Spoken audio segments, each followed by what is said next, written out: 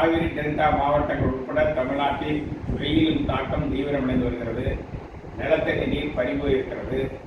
குடிநீர் பற்றாக்குறை ஏற்படும் பேராபத்து ஏற்பட்டிருக்கிறது. இந்த நிலையில் காவிரி மேலாண்மை ஆணையத்தின் 50வது கூட்டம் வருகிற 19ஆம் தேதி 29ஆம் தேதி டெல்லியில் நடைபெற இருக்கிறது. இந்த கூட்டத்தில் காவிரி மேலாண்மை ஆணையம் மாதம் ஒரு முறை கர்நாடகாவிற்கு உத்தரவு போடுவதோடு தனது கடமை முடிந்துவிட்டதாக நினைப்பதை ஏற்க முடியாது.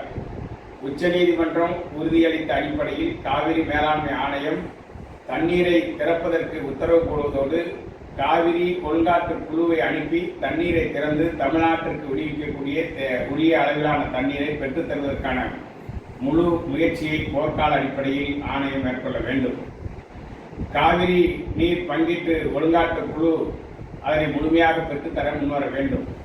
குறிப்பாக காவிரி டெல்டா மாவட்டங்களில் தூர்வாரும் பணிகளுக்கான நிதி ஒதுக்கீடை ஜனவரி மாதமே தமிழக அரசு ஒதுக்கீடு செய்துவிட்டது. 50% பணிகள் துவங்கப்படாமல் இருக்கிறது. துவக்கப்பட்டிருக்கிற பணிகளிலும் மிக பெரும் அளவில் ஊழல் முறைகேடு நடைபெறும் நிலை ஏற்பட்டுள்ளது.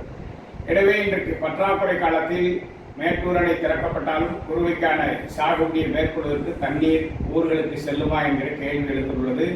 எனவே தலைமைச் செயலாளர் உடனடியாக உயர் அதிகாரிகள் கொண்ட குழுவை அனுப்பி வைத்து தூர்வாரும் பணிகளுக்கான ஆய்வு செய்து விரைந்து அந்த பணிகளை நிலுவையில்லாமல் நிறைவேற்றுவதற்கு முன்வர வேண்டும். அதுபோல காவிரி டெல்டாவில் சென்ற ஆண்டு 2025 குறுவை நெல் கொள்முதல் செய்யப்பட்டு இன்னும் அது அரிசி ஆலைகளுக்கு அனுப்பப்படவில்லை.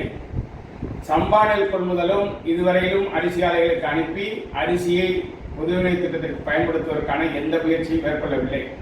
இது குறித்து மத்திய அரசு ஒரு உரிய ஆய்வுகளை உயர் அதிகாரிகள் கொண்ட குழு மூலமாக தமிழ்நாட்டில் ஆய்வுகளை மேற்கொள்ள வேண்டும். வட மாவட்டங்களில் இதுவரையிலும் நெல் கொள்முதல் தடைப்பட்டுள்ளது. பல்வேறு கிராமங்களில் நெல் குவியலாக கிடக்கிறது. விவசாயிகள் போராடுகிறார்கள்.